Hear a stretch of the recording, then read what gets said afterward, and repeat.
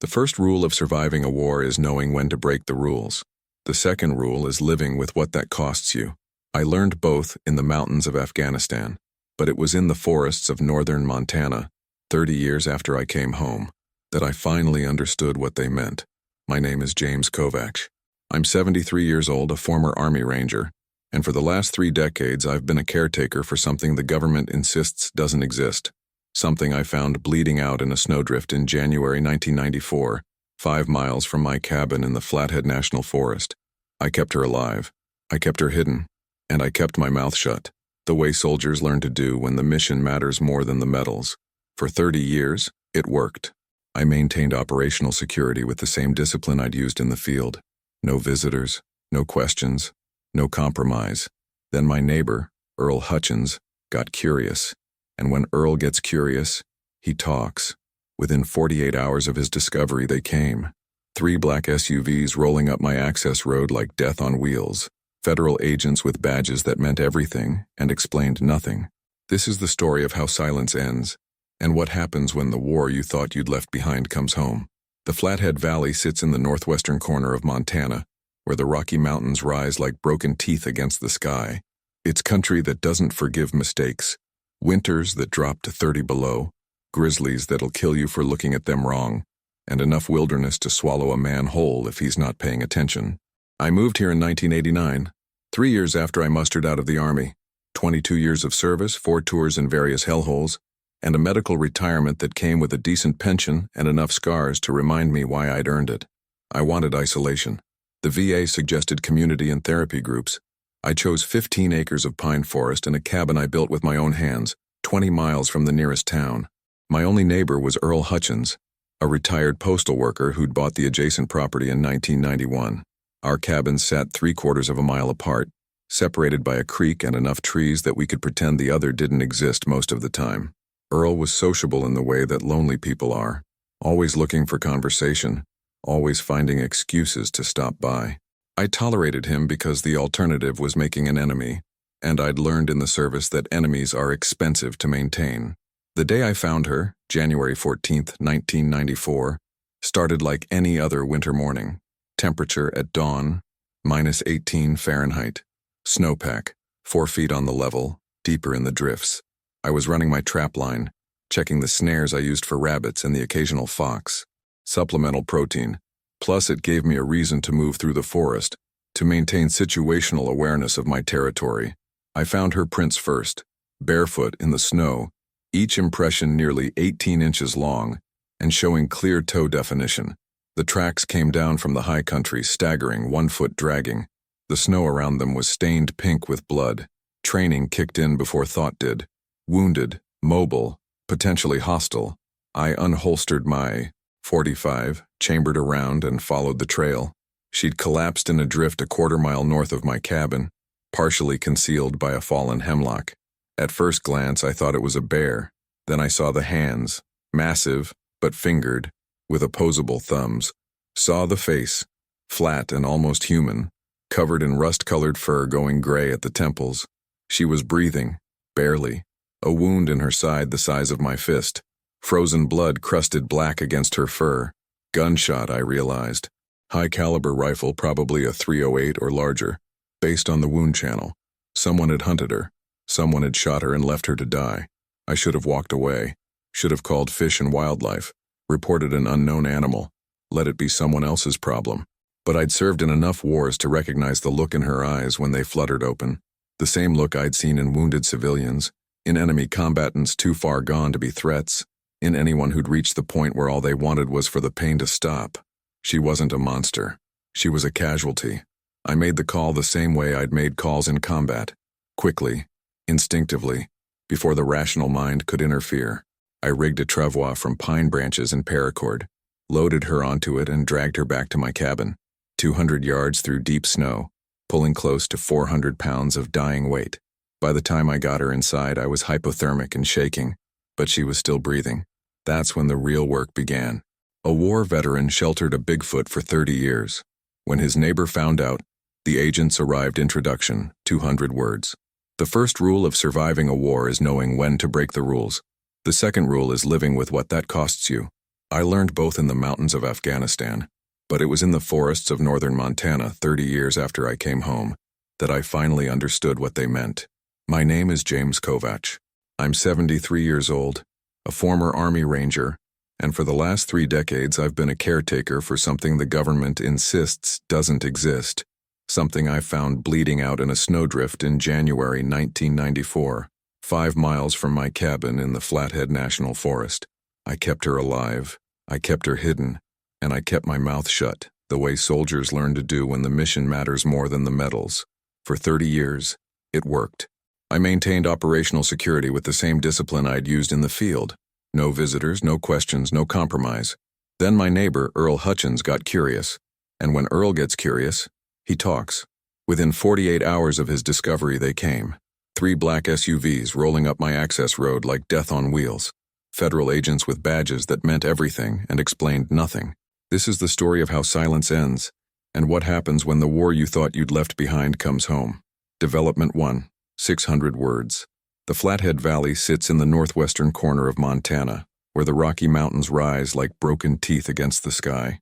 It's country that doesn't forgive mistakes, winters that drop to 30 below, grizzlies that'll kill you for looking at them wrong, and enough wilderness to swallow a man whole if he's not paying attention. I moved here in 1989, 3 years after I mustered out of the Army. 22 years of service, 4 tours in various hellholes, and a medical retirement that came with a decent pension and enough scars to remind me why I'd earned it. I wanted isolation. The VA suggested community and therapy groups. I chose 15 acres of pine forest and a cabin I built with my own hands, 20 miles from the nearest town. My only neighbor was Earl Hutchins, a retired postal worker who'd bought the adjacent property in 1991. Our cabin sat 3/4 of a mile apart, separated by a creek, and enough trees that we could pretend the other didn't exist most of the time. Earl was sociable in the way that lonely people are, always looking for conversation, always finding excuses to stop by. I tolerated him because the alternative was making an enemy, and I'd learned in the service that enemies are expensive to maintain. The day I found her, January 14th, 1994, started like any other winter morning. Temperature at dawn, -18 Fahrenheit. Snowpack, 4 feet on the level, deeper in the drifts. I was running my trap line, checking the snares I used for rabbits and the occasional fox. Supplemental protein.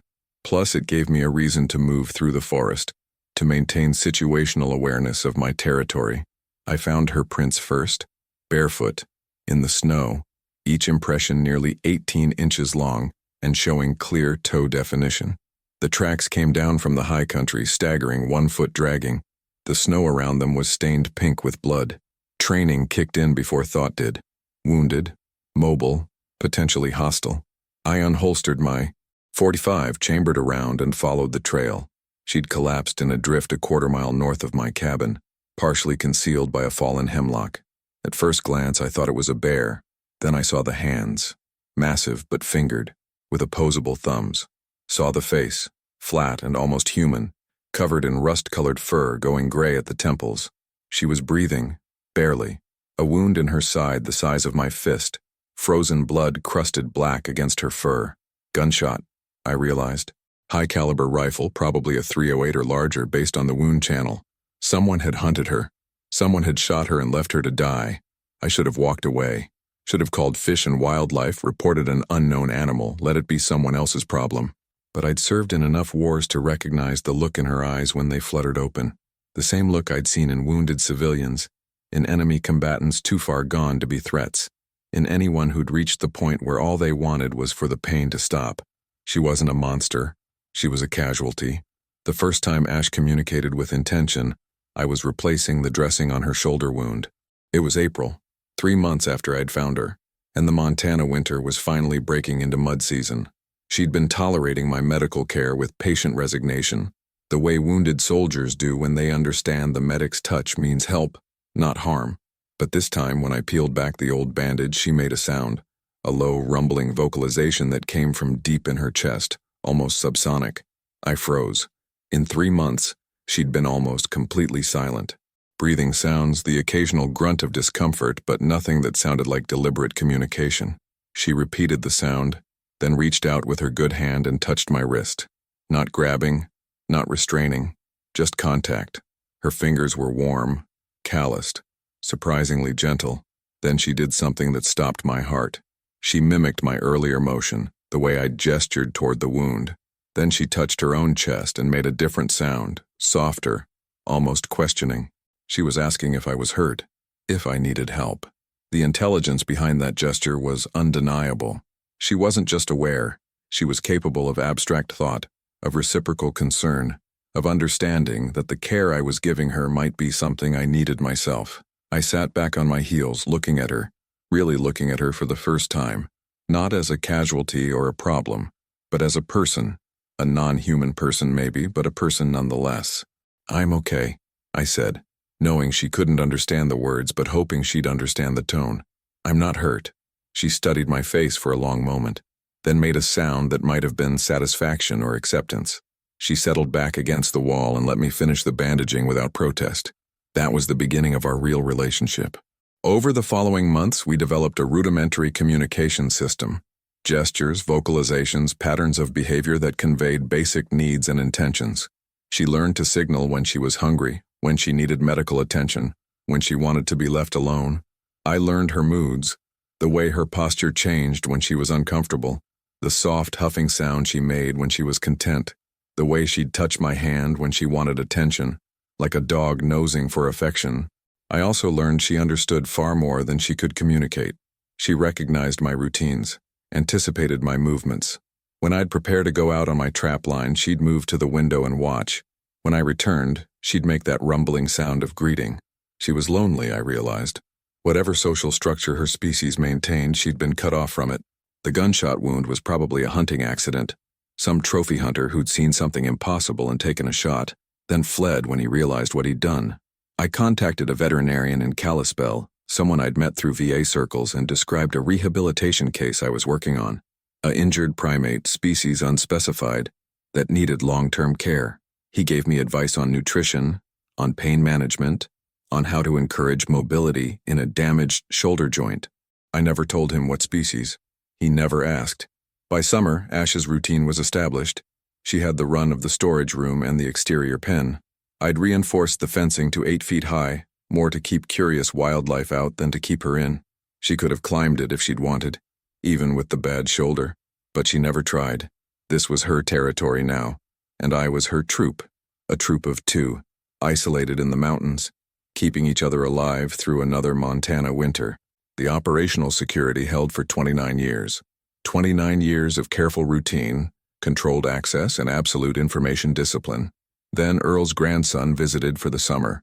Tyler Hutchins was 16, aimless, and being sent to the country by parents who hoped manual labor and fresh air would cure whatever urban malaise afflicted modern teenagers. Earl put him to work clearing brush, repairing fences, and generally keeping busy. The kid was curious. Bored and curious, which is a dangerous combination. I first noticed him in late June, watching my property from the tree line. Not trespassing exactly, just observing. I'd trained enough soldiers to recognize reconnaissance when I saw it. I approached him directly the next day, intercepting him on the trail between our properties. "You looking for something, son?" He had the decency to look embarrassed. "Sorry, Mr. Kovach. I've seen you carrying supplies into that back building. A lot of supplies. Grandpa says you've got something back there, but he doesn't know what. Your grandpa should mind his own business. So should you. Is it a bear? I heard you can't keep bears as pets even if you rehabilitate them. Fish and Wildlife comes and takes them away." Smart kid. Wrong conclusion, but the logic was sound.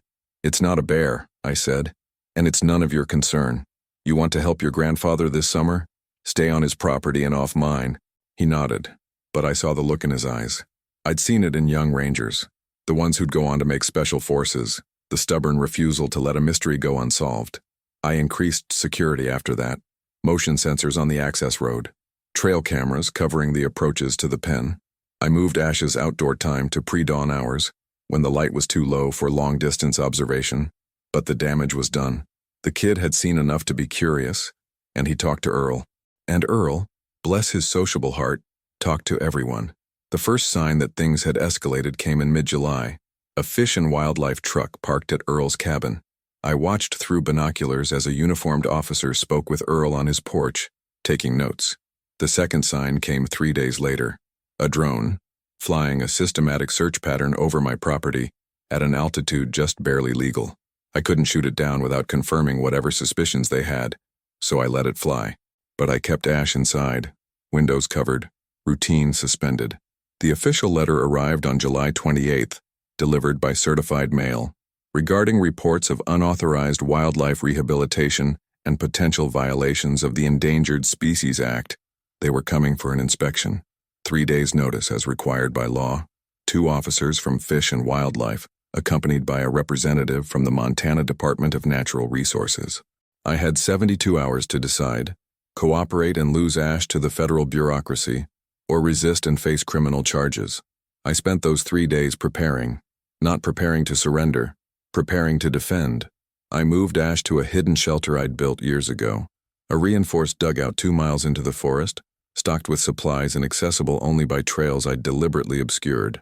I scrubbed the storage room and the pen, removing every trace of occupancy. I staged the space to look like simple storage.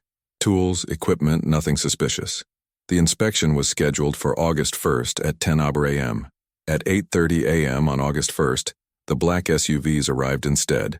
Not Fish and Wildlife, not state authorities. Federal agents with credentials that identified them only as Department of Defense Special Access programs. They'd been listening the entire time. The lead agent introduced himself as Collins. No first name, no rank, just Collins. He was my age, maybe older, with the kind of weathered competence that screamed career military. The 2 agents with him were younger, harder, wearing tactical gear under their suit jackets. Mr. Kovac, former Army Ranger, retired 1986. Honorable discharge, medical. Purple Heart, Bronze Star, classified service record from 84 to 86. Collins recited my file from memory. Living alone since 1989, minimal social contact, no documented mental health issues, model citizen. Until you brought home something that doesn't exist. I stood on my porch blocking the door, hands visible and loose at my sides. I don't know what you're talking about. Yes, you do. We've had this property under surveillance for 6 days. Thermal imaging, aerial reconnaissance, signal intelligence. We know you moved something large and bipedal into the forest 2 days ago. We know you've been sheltering it for approximately 3 decades, and we know exactly what it is. The certainty in his voice was what got me. Not suspicion, not investigation. Certainty. How long have you known? I asked. We've had reports of your guest since 1995. A veterinarian in Kalispell filed a query about primate rehabilitation that flagged our systems. We've been monitoring passively ever since. Then why now? Why not come 30 years ago? Collins glanced at his colleagues, then back at me. Can we come inside? This conversation is going to happen one way or another. I'd prefer it happen civilly. I let them in, not because I trusted them, but because I needed to understand what I was up against. Collins sat at my kitchen table like he owned the place. The program I represent has been aware of this species since 1967. We've documented 17 separate specimens across North America. 8 were killed by hunters. 4 died of disease or injury before we could intervene. 3 disappeared into wilderness areas and haven't been seen since. 2 are in federal custody. Custody. I made the word an accusation. Protected research facilities, medical care, appropriate habitat, dignity. We're not monsters, Mr. Kovac. You're liars. If you had them in protected facilities, the world would know about it. These things would be front-page news. Would they? Collins leaned back. Think it through. What happens when we announce that an undiscovered hominid species exists in North America? Mass panic? Hunting parties? Every amateur cryptozoologist in the country flooding into wilderness areas? The species would be extinct within a decade. I'd had the same thoughts myself during long nights watching Ash sleep. The same ethical calculus that had kept me silent all these years. We maintain secrecy to maintain survival, Collins continued. The specimens in our care are there because they can't survive in the wild, just like yours. We provide long-term rehabilitation, medical care, and when possible, reintroduction to protected habitats where we can monitor them. And the ones you can't reintroduce? They live out their lives in comfort and safety. No experiments, no exploitation. We're conservationists, not scientists. Our entire mandate is protection. I wanted to believe him. God, I wanted to. but I'd served in enough classified programs to know how quickly protection could become asset management. What do you want from me? Cooperation. Bring her in. Let us provide the care she needs. Mr. Kovac, she's elderly, probably in her 70s. She needs medical expertise you can't provide. Hip dysplasia, arthritis, potential cardiac issues. These are problems that require specialized care. She's stable. I've managed her care for 30 years. You've done extraordinary work. But you're 73. What happens when you die? Who takes care of her then?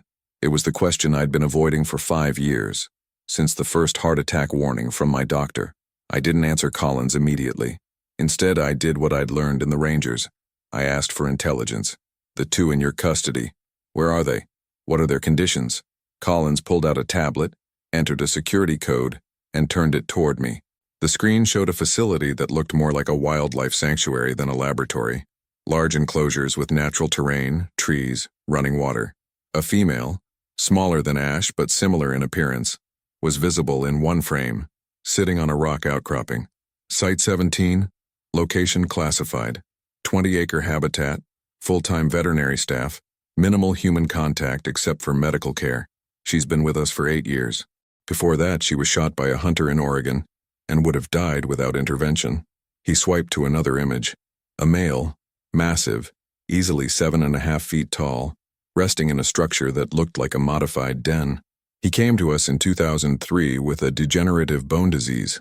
We've managed his pain, extended his life by probably a decade. He has outdoor access, enrichment activities, dignity. The images looked legitimate, but images can be faked. Facilities can be staged. I want to see it. The facility, in person. Collins nodded as if he'd expected this. I can arrange transport. Tomorrow, if you agree. You tour the facility. You see the conditions. You make an informed decision. But Mr. Kovac, understand this. We're having this conversation as a courtesy, because of your service record and because you clearly care about your charge. We don't legally need your permission. You try to take her by force and we'll have a problem. The two younger agents shifted, hands moving fractionally closer to their sidearms. Collins held up a hand, stopping them. Nobody wants that. We're not here to create casualties. But we are here to do our job, which is protecting this species, with or without your cooperation. That's when Earl's truck came rattling up my access road, dust trailing behind it. Earl got out, saw the black SUVs, saw the agents, and his face went pale. Jim, what's going on? Are you in trouble? Collins stood, producing his credentials. Sir, this is a federal matter. I'm going to need you to return to your property. Like hell. Jim's my neighbor. If something's wrong... Earl, I cut him off. It's fine. These people and I are having a discussion. Go home. Your grandson filed a report about illegal wildlife, one of the younger agents said. Triggered this investigation. You might want to have a conversation with him about minding his business. Earl's face flushed. Tyler saw something he thought was wrong. He was trying to do the right thing. The right thing, I said quietly, would have been to talk to me first. But that's done now. Go home, Earl. Please. He left reluctantly, glancing back twice. I knew he'd be on the phone within minutes, calling Tyler, probably calling the local sheriff. The situation was deteriorating. Collins watched him go, then turned back to me. The offer stands. Tour the facility tomorrow. See what we're proposing. Then decide if you want to continue this alone, or if you want to ensure she has care after you're gone. And if I refuse, then we obtain a federal warrant, seize the animal under the Endangered Species Act, and you spend whatever time you have left fighting legal battles you can't win. Is that really how you want this to end? I thought of Ash, hidden in the forest shelter, confused and probably frightened by the disruption to her routine. I thought of Earl's kid, who'd meant well but understood nothing. I thought of 30 years of isolation and silence, and the arthritis in my hands that made even simple tasks harder each year. I'll tour the facility, I said, but I'm not promising anything. They flew me to Site 17 in an unmarked helicopter, windows blacked out, GPS jammer active, standard operational security for a classified location. We flew for 90 minutes. Could have been north into Canada, east into the Dakotas, or anywhere in between. The facility was exactly as advertised. 20 acres of forested enclosure, climate-controlled dens, a full veterinary clinic, staff housing, professional, well-funded, and utterly isolated. Dr. Sarah Reeves, the lead veterinarian, was a woman in her 50s with the calm competence of someone who'd spent decades working with dangerous animals. She gave me the full tour, answered every question, and let me observe both residents without interference. The female, designated as Sierra in their records, was alert and healthy. She approached the observation window when Dr. Reeves called to her, accepting fruit through a feeding port. Her right leg showed evidence of old injury, similar to Ash's shoulder, but she moved well, climbed easily, showed no signs of distress.